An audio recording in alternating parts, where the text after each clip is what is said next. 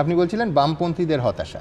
হ্যাঁ, বামপন্থীদের দিক থেকেও যদি তারা অস্বীকার না করেন, একটা ডাক এসেছিল একটা কেন্দ্র থেকে দাঁড়ানোর জন্যে, এবং আমার বহু চেনা পরিচিত মানুষ, বন্ধু বান্ধব আছেন যারা বামপন্থী।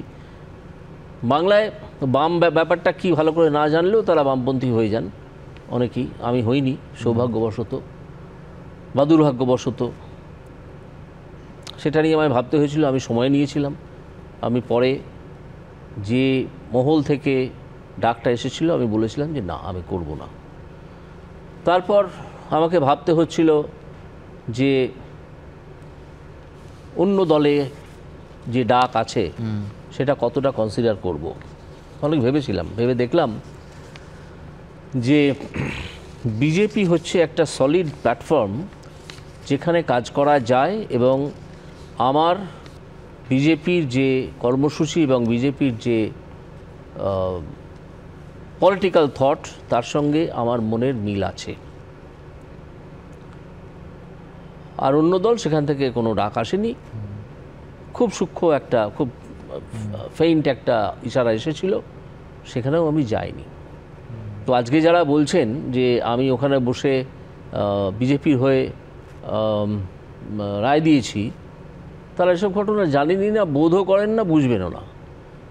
ওখানে বসে কি আমি কখনো বলেছি যে আমি বিজেপি, আমি কি কোনো হিন্টস যদি দেখাতে পারেন যে কোনো পলিটিক্যাল পার্টির হয়ে আমি কাজ করেছি বা একটা রায় দিয়েছি, তাহলে আমাকে বলবেন কোন জাজমেন্টটা। প্রত্যেকটা জাজমেন্টের কপি আমার কাছে আছে, প্রত্যেকটা অর্ডারের কপি আমার কাছে আছে, আমি দেখে নেব।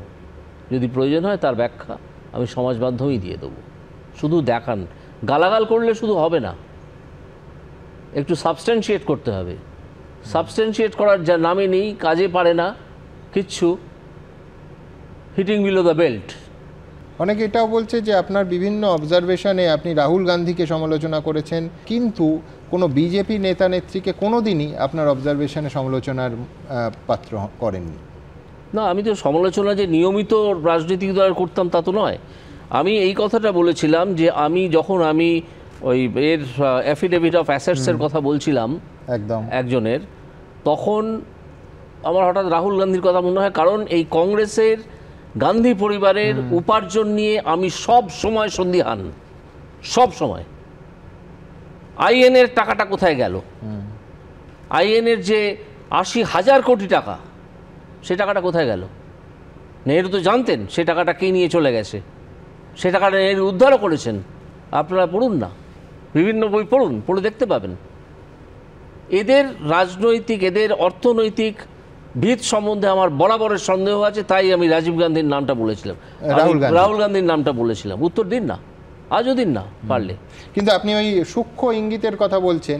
অধীর রঞ্জন চৌধুরী গত বছর যখন আপনার বিচারপতির পদ ছাড়ার কোনো সম্ভাবনা দিগন্তেও দেখা যাচ্ছিল না, তখন অন ক্যামেরা বলেন যে এই মানুষটি যদি কোনো দিন একে কেন্দ্র করে কোনো বিধানসভা ভোট লড়া হয়, একে মুখ্যমন্ত্রী মুখ করে, তাহলে আমি সবার আগে সেই লাইনে দাঁড়িয়ে ভোট দেব।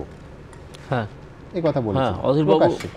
অধীরবাবু আমাকে ব্যক্তিগত স্তরে এতটাই পছন্দ করেন, এতটাই পছন্দ। আজকে রাজনৈতিক দল আলাদা হয়ে গেছে। বিজেপিতে যোগ দেওয়ার পরে সেই পছন্দের মাত্রা কমে যাবে না? হ্যাঁ, রাজনৈতিকভাবে যে পছন্দের মাত্রা তো নিশ্চয়ই কমে যাবে, কিন্তু ব্যক্তি মানুষের সঙ্গে যে যোগাযোগটা তৈরি হয় সেটা কমবে বলে মনে হয় না।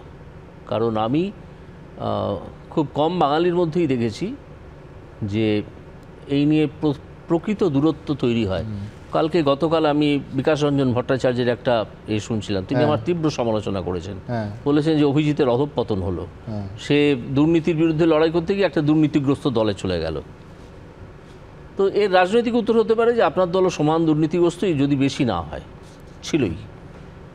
কিন্তু তিনি পাশাপাশি এটাও বলেছেন যে যখন দেখা হবে তখন আমরা একসঙ্গে চা খাবো, ব্যক্তিগত খোঁজ খবর নেবো, খবরাখবর নেবো। এইটা তো বাঙালির, এইটা তো মধ্যবিত্ত বাঙালির সৌজন্য, এটা আছে, এটা থাকবে বলে আমি মনে করি। এবং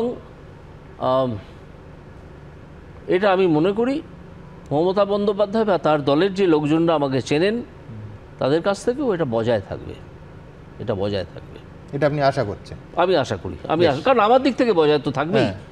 আমি তো হঠাৎ একজনকে কিছু বলে আক্রমণ করতে পারবো না। আপনি আগে একবার বলেছিলেন তার দিক থেকেও বজায় ছিল, শুধু একটা বাক্য বলেছিলেন আপনি আমাদের বিরুদ্ধে এত, যখন আপনার সঙ্গে দেখা হয়েছিল, কিন্তু ওভারঅল শি ওয়াজ কর্ডিয়াল।